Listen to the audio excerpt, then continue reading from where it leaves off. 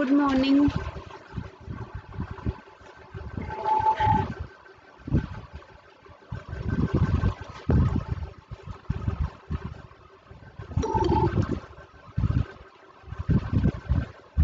शुरू करें।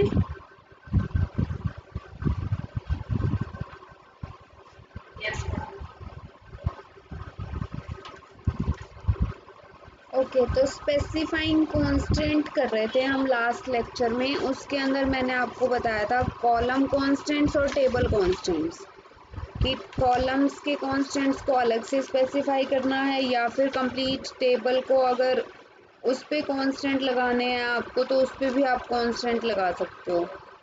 ठीक है, तो आज हम टेबल कांस्टेंट्स की बात करते हैं। जो ये टाइप बताई थी मैंने कांस्टेंट्स की, प्राइमरी की, नॉट, नल, यूनिक और चेक कांस्टेंट्स, ये सभी के सभी कांस्टेंट्स आपके टेबल पर अप्लाई हो सकते हैं। बस उसमें सिंगल कॉलम पर अप्लाई हो रहे थे, इसमें क्या है, रो के अकॉर्डिंग या कंप्लीट टेबल पर अप्लाई होंगे। जैसे हम बात करें टेबल कांस्टेंट की, फॉर एग्जांपल जैसे एक टेबल बनाई है हमने, मैंने लिखा क्रिएट टेबल मेंबर्स। इसके अंदर हमने ले लिया, एक तो आ गया आपका फर्स्ट नेम जो कि कैर टाइप का है और हमने स्पेसिफाई कर दिया इसको नॉट नल, नल नहीं होना चाहिए। एक ले लिया हमने लास्ट नेम, ये भी कैरेक्टर टाइप का है और इसको भी हमने स्पेसिफाई कर दिया नॉट नल। ठीक है, उसके बाद नेक्स्ट है आपका सिटी, कैरेक्टर टाइप की। अब देखो टेबल का हमने यहाँ पर सारा सिंटेक्स कंप्लीट कर दिया भाई। एक एट्रीब्यूट उसके अंदर फर्स्ट नेम है, सेकंड एट्रीब्यूट उसके अंदर लास्ट नेम है और थर्ड एट्रीब्यूट उसके अंदर सिटी है। ठीक है, अब इसके बाद स्पेसिफाई कर रही हूँ, यानी कंप्लीट टेबल को डिफाइन करने के बाद अगर मैं स्पेसिफाई करती हूँ कि जो आपकी प्राइमरी की है वो होनी चाहिए क्या, फर्स्ट नेम और लास्ट नेम का कॉम्बिनेशन। First name comma last name लिख दिया आपने यहाँ पर। ठीक है, तो इस तरह से क्या है, आपका कंप्लीट टेबल पर अप्लाई होगा ये कांस्टेंट। फिर टेबल यहाँ पर एंड सेमीकोलन। ठीक है, करके देखें इसको।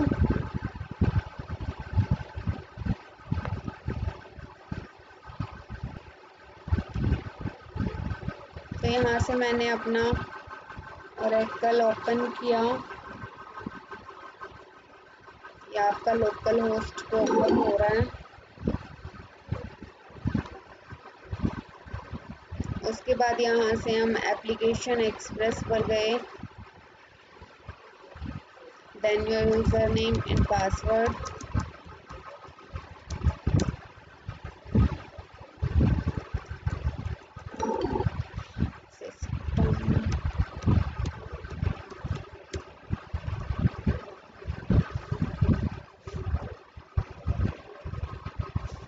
यहाँ पर आपने लॉगिन किया,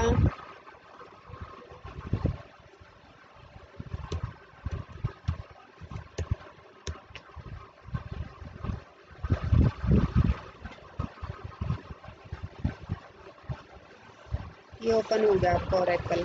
then SQL output and then SQL commands. यहाँ देखो टेबल क्रिएट कर रहे थे हम, क्रिएट टेबल क्लास, या यही टेबल बना लेते हैं हम जो लिखा है मेंबर्स।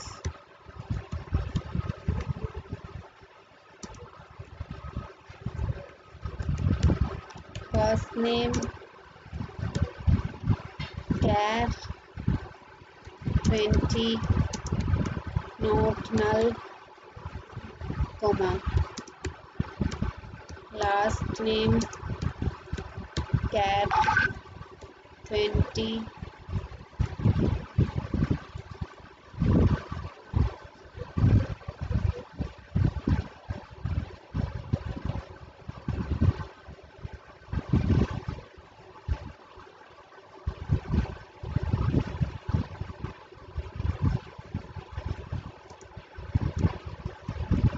not null,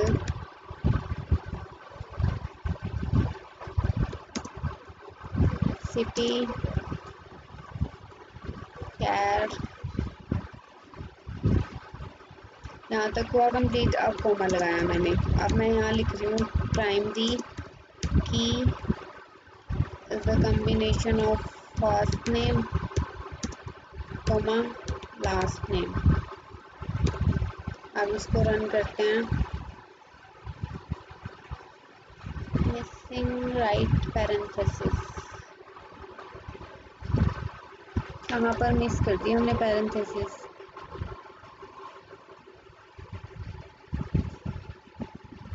यहाँ पर।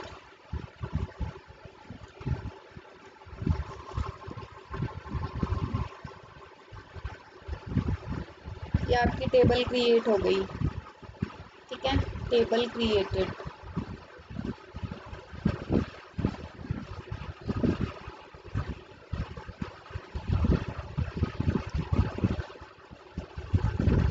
उसके बाद आपको वैल्यूज इंसर्ट करनी है। ये तो मैंने कॉलम नेम में ऑलरेडी स्पेसिफाई कर दिया कि फर्स्ट नेम और लास्ट नेम नल नहीं होने चाहिए, नॉट नल। ठीक है, अब प्राइमरी की क्या करती है? एक तो एट्रीब्यूट्स नल नहीं होने चाहिए, दूसरा क्या नहीं होना चाहिए, दूसरा क्या होने चाहिए? यूनिक होने चाहिए। ठीक है, अब नॉट नल का कॉन्स्टेंट तो हमने कॉलम पे भी अप्लाई कर दिया। अब प्राइमरी की क्या है? फर्स्ट नेम और लास्ट नेम दोनों का कॉम्बिनेशन है। तो किस तरह से काम करेगा देखो, मैं वैल्यूज इंसर्ट कराती हूँ। मैंने यहाँ लिखा insert into members values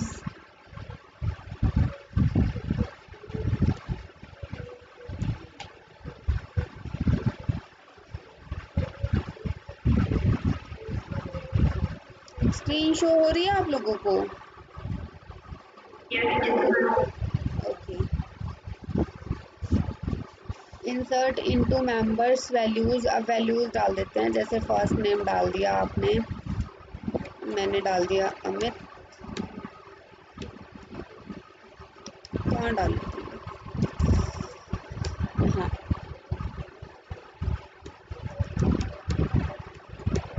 last name डाल दिया आपने कुमार। उसके बाद सिटी डाल दिया आपने करनाल। जब इस क्वेरी को हम एग्जीक्यूट करेंगे तो आपकी एक रो इंसर्ट हो गई। ठीक है, अब दूसरी चीज़, नॉट नल वाला तो हमने कल समझ लिया था कि आपको नल वैल्यू से इसके अंदर डालनी ही नहीं। अब मान लो मैं यहाँ पे अमित की जगह पर सुमित कर दूँ,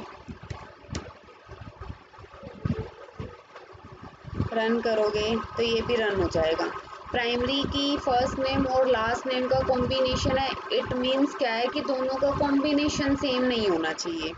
यानी कि ये जो सुमित कुमार आपने लिखा है, अब दोबारा अगर यही वैल्यू इंसर्ट करवाओगे, रन किया मैंने, अब इंसर्ट नहीं होगी। अब देखो क्यों इंसर्ट नहीं हुई? क्योंकि यूनिक कांस्टेंट वायलेट हो गई कि फर्स्ट नेम और लास्ट नेम का कॉम्बिनेशन जो है वो यूनिक नहीं होना चाहिए, वैल्यूज अलग अलग होनी चाहिए।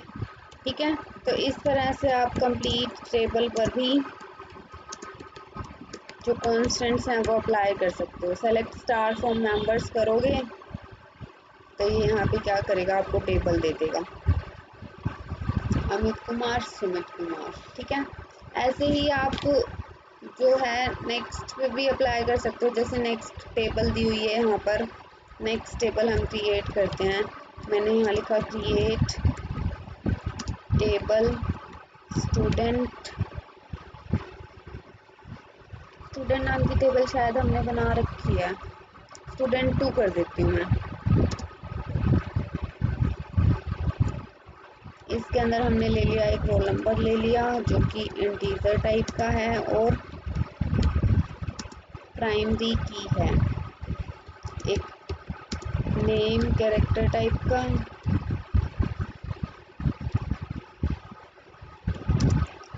मार्क्स ले लिए मैंने इंटीजर टाइप के, कोमा टोटल, ये टोटल मार्क्स के लिए ले लिया मैंने, टोटल है आपका इंट टाइप का, ठीक है। अब यहाँ पे मुझे स्पेसिफाई करना है कि जो आपका मार्क्स ऑब्टेन्ड हैं, जो मार्क्स हैं वो टोटल से कम होने चाहिए। तो यहाँ पे मैं चेक कांस्टेंट अप्लाई कर देती हूँ। चेक क्या चेक करना है कि जो मार्क्स की वैल्यू है that should be less than total,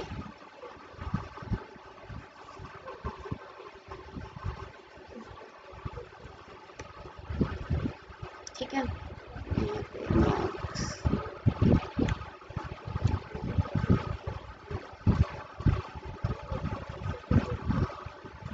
और जब हम इसको एग्जीक्यूट करेंगे तो आपकी टेबल क्रिएट हो गई। अब अगर इसके अंदर आप वैल्यूज इंसर्ट करवाते हो, मैंने लिखा insert into student to values, सबसे पहले आ गया roll number 1, comma name, comma marks obtained 70, comma total marks 80, ठीक है। तो ये क्वेरी हो जाएगी एग्जीक्यूट, ये हो गई एग्जीक्यूट। अब मान लो मैं क्या करती हूँ, यहाँ पर 70 की जगह पर 90 कर देती हूँ,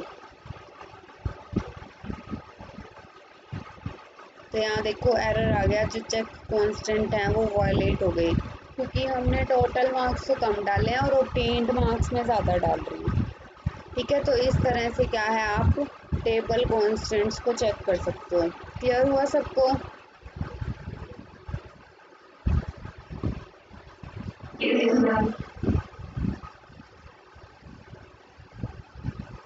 ओके, नेक्स्ट है हमारे पास व्यूज।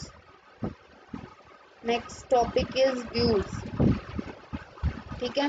व्यूज का मैंने आपको बताया था कि ये एज सच कोई टेबल नहीं होती, टेबल का एक पार्ट होता है। जैसे मतलब एक तरह की लगा लो विंडो है जो मेन टेबल को देखने के लिए काम आ रही है, कि उसके अंदर जो एंट्रीज हैं उसको व्यू करने के लिए काम आती है, ठीक है। इसका सिंटेक्स रहता है, हम लिखते हैं क्रिएट व्यू, देन व्यू का नाम, उसके बाद age, then select query. Select जो भी आपको सेलेक्ट करके उस व्यू के अंदर डालना है वो हम इस तरीके से अप्लाई कर देते हैं, ठीक है। जैसे कि करके देखते हैं हम, जैसे हमने स्टूडेंट 2 नाम की एक टेबल बनाई है, ठीक है। हम क्या करते हैं, इसके अंदर 2-3 एंट्रीज और कर देते हैं, और मैं यहाँ पे क्या करती हूँ, मार्क्स मैंने चेंज कर दिए और यहाँ पे 60 कर दिए। जब इस क्वेरी को आप एग्जीक्यूट करोगे तो ये एक और रो इंसर्ट हो गई, ठीक है। अब एक काम करते हैं, एक और रो इंसर्ट कर देते हैं, रोल नंबर मैंने कर दिया है यहाँ पर 3, देन मार्क्स कर दिए मैंने 50। इस क्वेरी को एग्जीक्यूट करते हैं, ये हो गया एग्जीक्यूट। नेक्स्ट 4,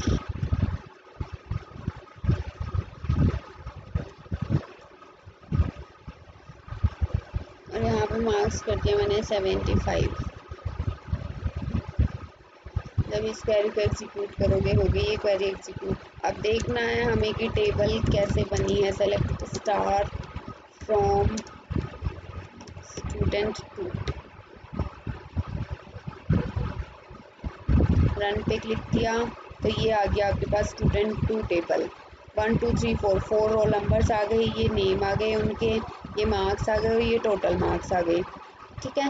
मान लो अब मुझे क्या करना है, मुझे एक व्यू क्रिएट करना है, इस तरीके से क्रिएट करना है कि जो मार्क्स की वैल्यू है ना वो मान लो 60 से अबव जिसके भी मार्क्स है ना, वो सभी की सभी वैल्यूज़ मुझे एक व्यू के अंदर दिखाई दें। तो उसके लिए हम कमांड लगाएंगे create view. For example view को मैं नाम दे देती हूँ view one v1। Create view v1 as select star from student 2। अब यहाँ वेयर क्लोज लगा दो, वेयर मार्क्स ग्रेटर देन 60। ठीक है, जब आप इस क्वेरी को एग्जीक्यूट करोगे,